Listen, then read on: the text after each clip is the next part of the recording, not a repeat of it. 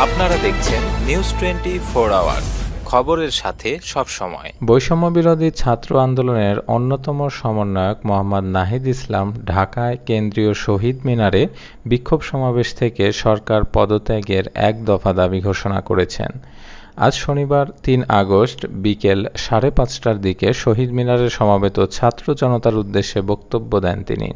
পরে ছাত্র জনতার সমাবেশে ঘোষণাপত্র পাঠ করেন নাহিদ ইসলাম। তিনি বলেন, প্রধানমন্ত্রী শেখ হাসিনা এবং তার মন্ত্রিসভাকে পদত্যাগ করতে হবে, আর ১ মিনিটও এই সরকার থাকবে না।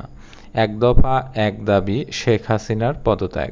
নাহিদ বলেন, আমরা আর তাদের কাছে কি বিচার চাইব? তারাই তো খুনি। আমাদের ডিবি কার্যালয়ে নিয়ে যাওয়া হয়। আপনাদের আন্দোলনের কারণে আমরা ছাড়া পেয়েছি। আজকেও গুলি চলেছে। এই পরিস্থিতিতে এক দফা ঘোষণা করছি।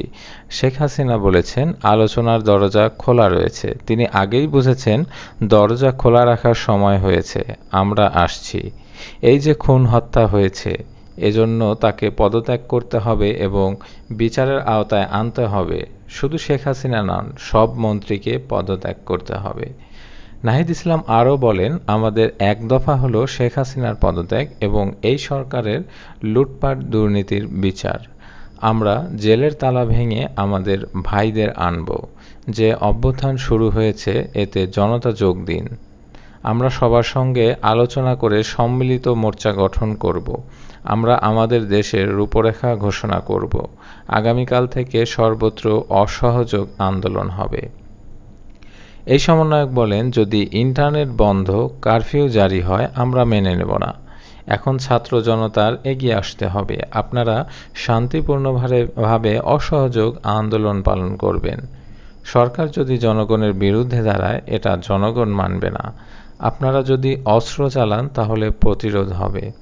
আমরা সব গণহত্যার বিচার করব এই বাংলার মাটিতে।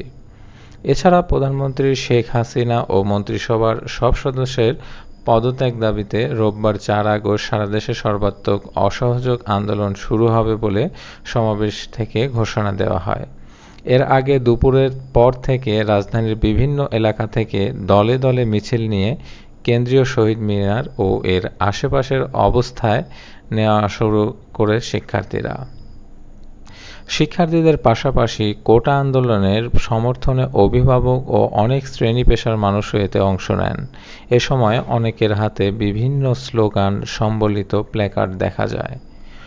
শহীদ মিনার এলাকায় শিক্ষার্থীদের আমার ভাই কবরে, খুনি কেন বাহিরে, justice justice, we want justice, দিয়েছি তো রক্ত, আরও দিব রক্ত, স্বৈরাচারের গদিতে আগুন জ্বালো একসাথে, জ্বালো রে জ্বালো, আগুন জ্বালো, বুকের ভেতর অনেক ঝড়, বুক পেতেছি গুলি কর। এসব স্লোগানে প্রকম্পিত হয়ে থাকে এলাকা। বিকেল ৫টার পর এই আন্দোলনের সমন্বয়করা বক্তব্য শুরু করে। পরে এক দফা দাবি আদায়ের ঘোষণা দেওয়া হয়।